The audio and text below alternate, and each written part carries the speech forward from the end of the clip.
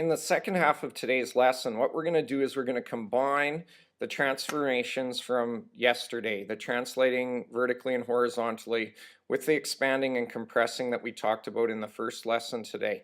So we're going to look at all three of these parameters all at the same time.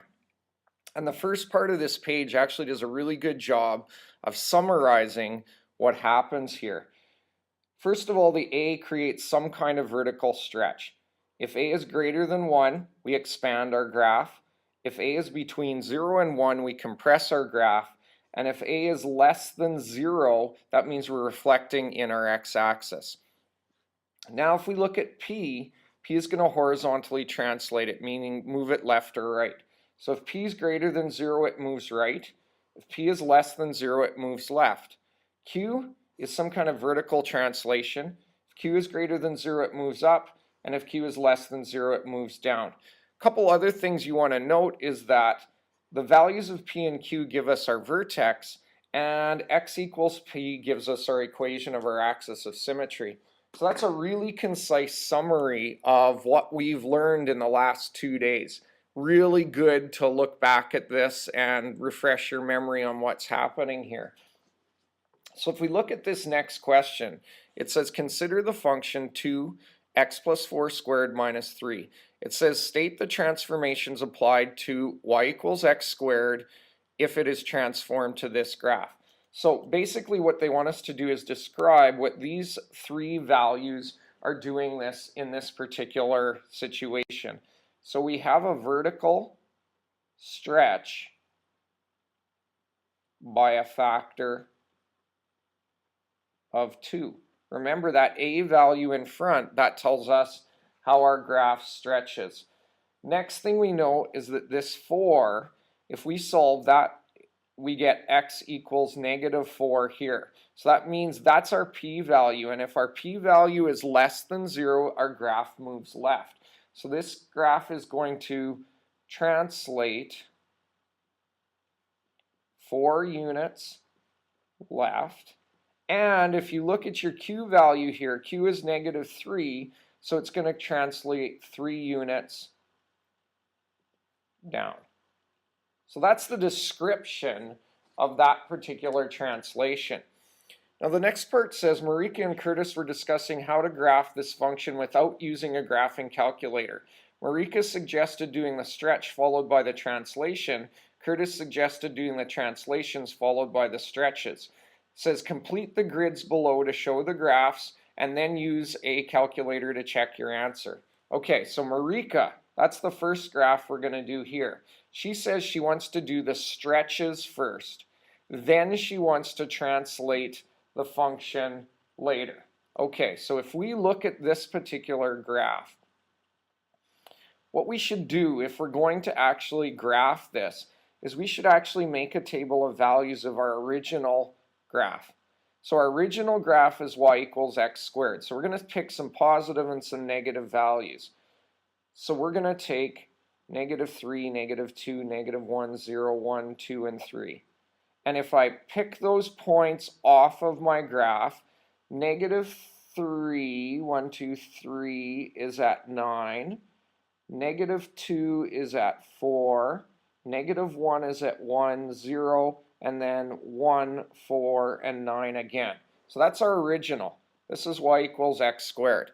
Now, if the first thing we're going to do is we're going to vertically expand this or stretch it by a factor of 2, that means I need to multiply all of these y values by 2. So if I do that, if I multiply these all by 2, if I create a 2y column here or a 2f of x column, that's going to give me 18, 8, 2, 0, 2, 8, and 18. So there's what my graph looks like. If I actually sketch that, at negative 3, I have a point at 18, which is off our graph. Negative 2, we'd have a point at 8. Negative 1, we'd have a point at 2. Then we'd have 0, 0. Then we'd have 1 and 2. And we'd have 2 and 8. So the vertical stretch or vertical expansion by a factor of 2 gives us that graph. Now if we look at the translation, it says take this graph, move it 4 units left and 3 units down. So we're going to take every point and move it 1, 2, 3, 4 to the left and 3 down. 1, 2, 3. So there's a new point. Take this point, 1, 2, 3, 4 and down 3. 1, 2, 3. 1, 2, 3, 4 and down 3. And then if I can use my reflections, I should be able to get this particular graph here, which I'm going to draw in pen. Okay, so that's Marika's graph. She says that's the correct graph. Now we're going to do Curtis's graph. Curtis says do the translations first, then do the stretch. So we're going to kind of do the same thing. We're going to start with Curtis, and we're going to start with our table of values for y equals x squared, which is our original graph. And we had -3, -2, -1, 0, 1, 2, 3, and we had 9, 4, 1, 0, 1, 4, 9. That was our original. Now, if we shift 4 units to the left, that means we need to subtract 4 from each one of these particular x values. And then if we shift 3 down, it means we need to subtract 3 from each of the y values. So if we do that, if we create a new table of values here, if we subtract 4 from each of these, we're going to get -7, -6, -5, -4, -3, -2, and -1. And if we subtract 3 from each of these, well, 9 minus 3 is 6. 4 minus 3 is 1. 0 minus 3 is, hold on. 1 minus 3 is going to give us -2. 0 minus 3 is going to give us -3.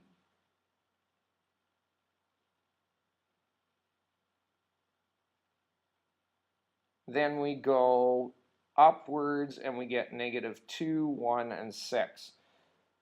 So if we actually graph that particular, if we graph these points here, what's going to happen is we would be translated somewhere down here on the left side.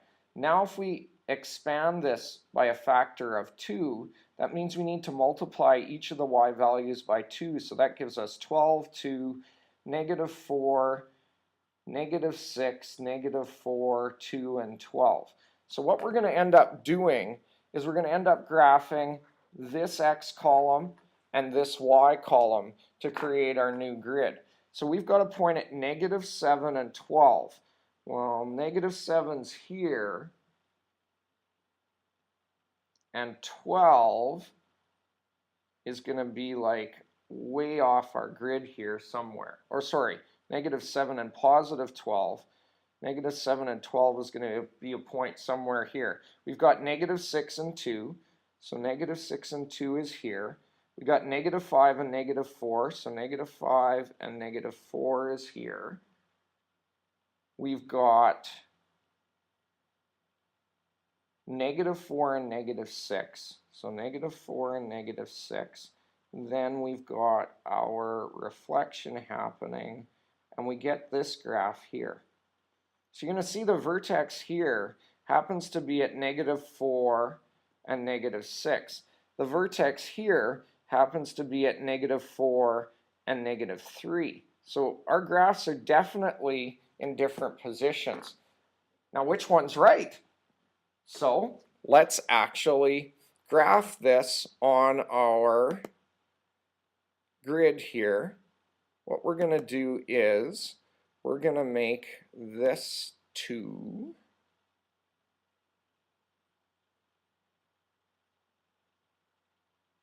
We're going to make this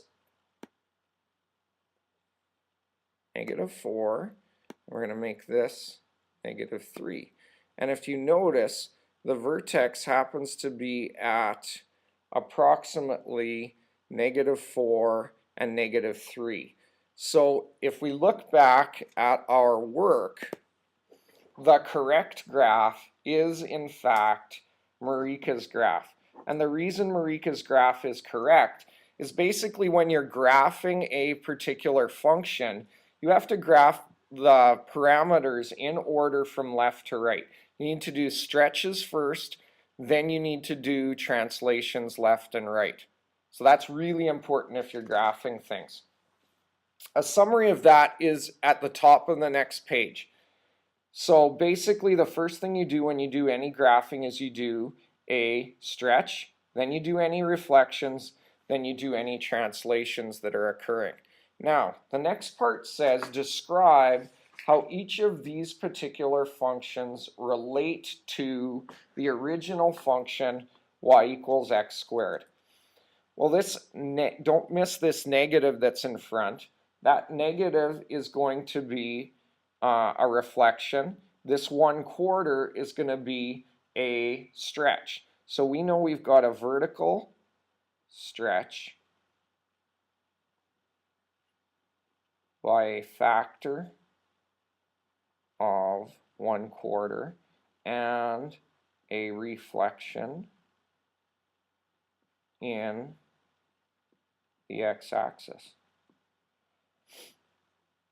This next function has 1/3 in front of y. Now before you can ever describe any particular transformations, you have to get this equation into y equals.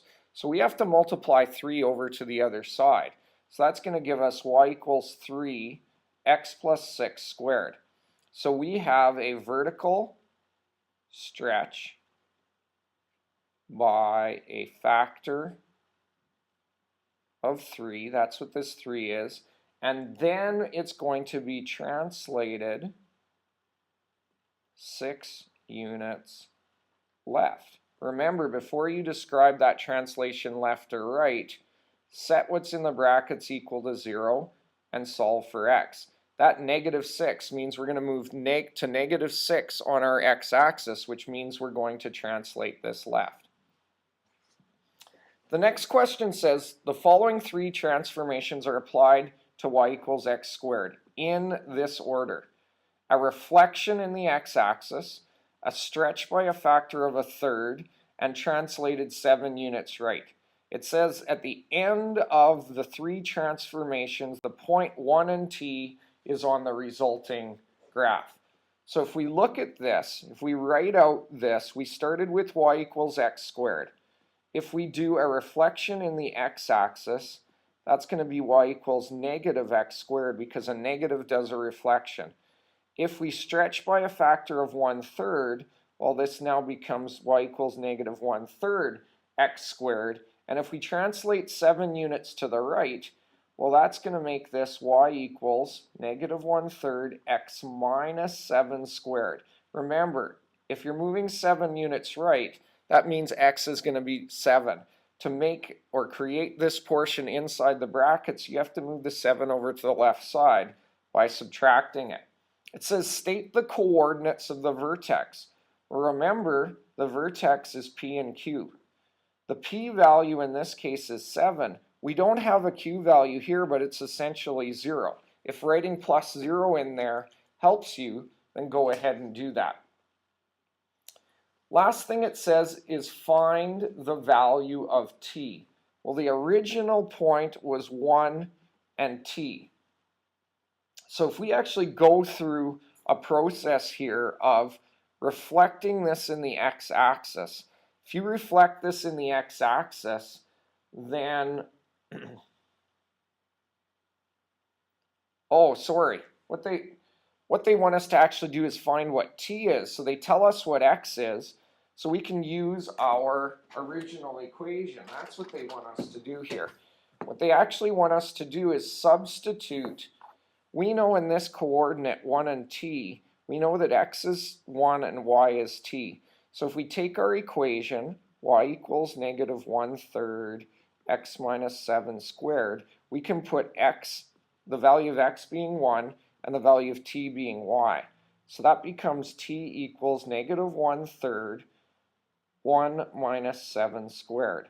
Well, if we work this out, 1 minus 7 is -6, -6 squared is 36, and -1/3 times 36 is going to tell us t is actually negative 12. So that's all they wanted us to do there. Substitute the point in. Anytime you have x or y, you can substitute it into your equation and calculate it. So, last two things they want us to do is be able to look at an equation and state some of the information. First thing they want us to state in this first equation is the vertex. So remember, the vertex is always p and q. So x plus 3, if you solve it for x, you get negative 3 for p, negative 4 for q. This negative in front means our graph is going to open downward. It's reflected in the x-axis. So that means this is going to have a maximum value. And the maximum or minimum value is always the y value of your vertex. So it has a maximum value of negative 4. The equation of the axis of symmetry is always the x value of your vertex. So this is x equals negative 3. The domain is all real numbers because our graph goes to the left and the right forever. And our range is y is less than or equal to negative 4. It's always less than or equal to or greater than or equal to our maximum or minimum value. If you look at the next one, I'm going to put a plus 0 in here just to help us out. If we find our vertex, we solve x minus 9 equals 0. We get 9 for x and 0 for y. Because this a value is positive, that means our graph's going to open upward. So that means we have a minimum value at 0. Remember, that y value is our minimum or maximum value. Our axis of symmetry is x equals 9, x value of the vertex. Domain is all real numbers because this graph goes up and down, up and to the left and up and to the right forever. And y is going to be greater than or 0 is going to be our range. So we should be able to take an equation and either describe the transformations on it or list some information about it from that particular equation.